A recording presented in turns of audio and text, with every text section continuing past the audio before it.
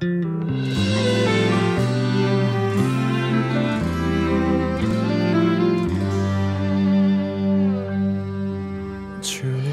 말씀하시면 내가 나가리다. 성도 여러분 반갑습니다. 김 목사와 함께하는 성경 이야기 시간입니다. 이제 2020년이 한 달밖에 남지 않았습니다. 올 한 해 잘 마무리하시고 2021년도 잘 준비하시기를 바랍니다. 오늘은 예수님 비유 시리즈 첫 번째 시간입니다. 두 건축자의 비유를 말씀드리려고 합니다. 오늘 본문 말씀은 누가복음 6장 46절에서 49절 말씀입니다. 제가 읽어드리겠습니다. 너희는 나를 불러 주여 주여 하면서도 어찌하여 내가 말하는 것을 행하지 아니하느냐. 내게 나와 내 말을 듣고 행하는 자마다 누구와 같을 것을 너희에게 보이리라. 집을 짓되 깊이 파고 주추를 반석 위에 놓은 사람과 같으니 큰 물이 나서 탕류가 그 집에 부딪히되 잘 지었기 때문에 능히 요동하지 못하게 하였거니와 듣고 행하지 아니하는 자는 주추 없이 흙 위에 집 지은 사람과 같으니 탕류가 부딪힘에 집이 곧 무너져 파괴됨이 심하니라 하시니라. 아멘. 이 비유는요, 주일학교 때부터 우리가 노래로 불렀던 그런 비유이죠. 마태복음에 나오는 그 비유를 우리가 기억하게 되는데요. 아마 이 노래가 아마 기억이 납니다. 여러분도 한번 들어보시겠습니까?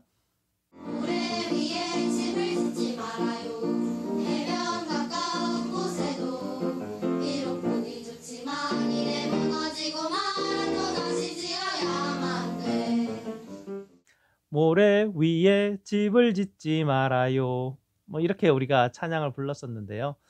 두 건축자의 비유는요, 주일학교 때부터 우리가 쭉 들어왔던, 뭐 어쩌면 익숙한 비유이기 때문에 가볍게 생각할 수도 있습니다. 그러나 이 비유는 예수님이 말씀하셨던 아주 중요한 산상수훈의 결말로 사용된 아주 강력한 비유이죠.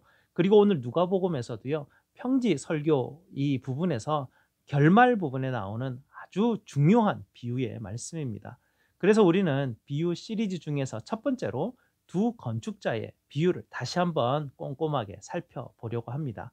먼저는요, 현대를 살아가는 여러분은요, 처음 예수님의 이 비유를 들었던 당시 사람들이 느꼈던 그 충격을 느낄 수가 없습니다. 현대에는요, 집을 짓는 것이 굴착기가 와서 땅을 파게 되죠. 레미콘으로 콘크리트를 가져와서 기초를 놓습니다. 건축 자재들은 중장비를 동원해서 틀을 세우고 지붕을 올리죠. 여러 전동 도구를 사용해서 집을 마무리를 하게 됩니다. 그러나 예수님 당시에 집을 짓는 일을 여러분 한번 상상해 보실 수 있겠습니까? 모든 건축 자재를 다 사람의 힘으로 옮겨야 했고요. 쌓아 올리는 일이나 지붕으로 들어 올리는 일이나 엄청난 수고와 정말 에너지가 들어가는 그런 일이었습니다. 집 짓는 일은요, 쉼없이 일을 해야 했고 자칫하면 생명까지 위태롭게 할 정도인 굉장히 고된 일이었습니다. 예수님은 이렇게 아주 고되고 힘든 일을 이 비유로 지금 사용하고 계십니다.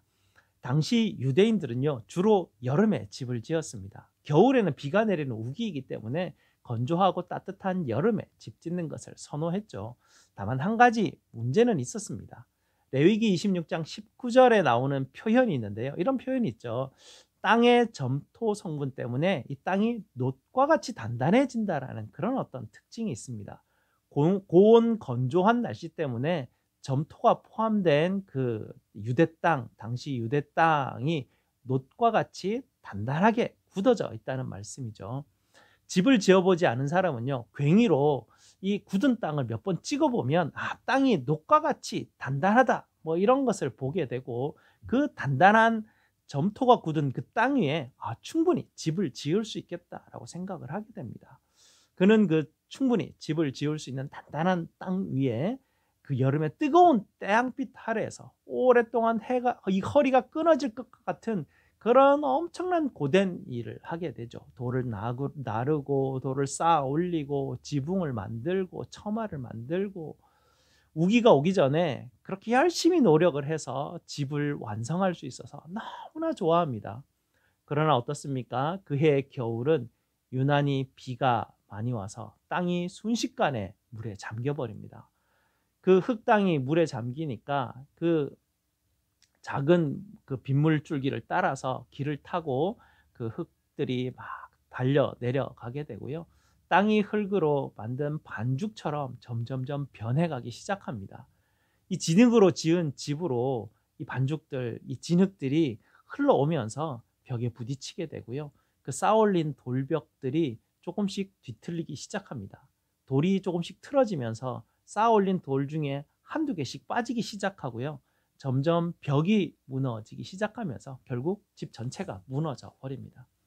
실제로 이런 일이 1991년 예루살렘 근방 지역에서 일어났는데요. 영자 주간지 인 제루살렘의 한 아파트 단지 붕괴 사건이 보도가 되었습니다. 1991년 8월 28일에 아파트 단지 중에 3분의 1이 무너지는 정말 참혹한 그런 사건이었습니다.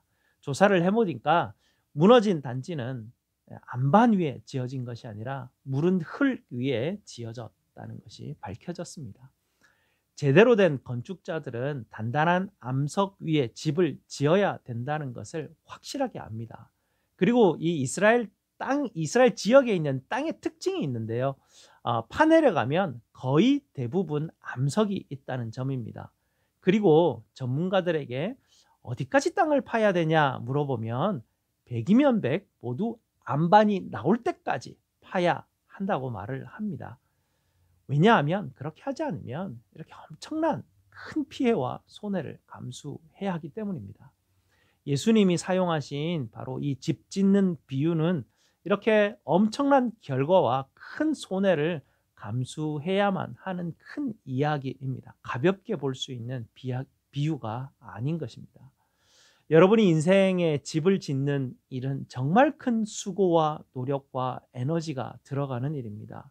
예수님은 이렇게 인생의 집을 짓는 이런 큰 일이기 때문에 바로 집을 짓는 큰 수고가 들어가는 그 비유를 사용하셔서 우리에게 말씀을 하시는 것입니다. 작은 일이 아니었기 때문에 우리의 인생 전부가 달려있는 아주 중요한 일이었기 때문입니다. 그러니 당연히 우리가 짓는 집이 어떤 기초 위에 있는가 하는 것은 정말 중요한 문제 아니겠습니까? 그러나 어떻습니까?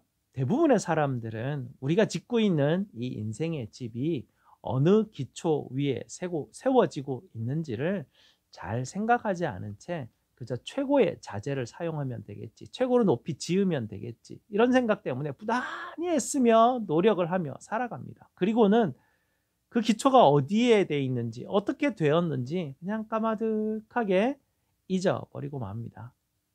오늘 예수님께서 주신 이 건축자의 비유에서 안반이 의미하는 것은 바로 예수님의 인격과 그분의 말씀입니다.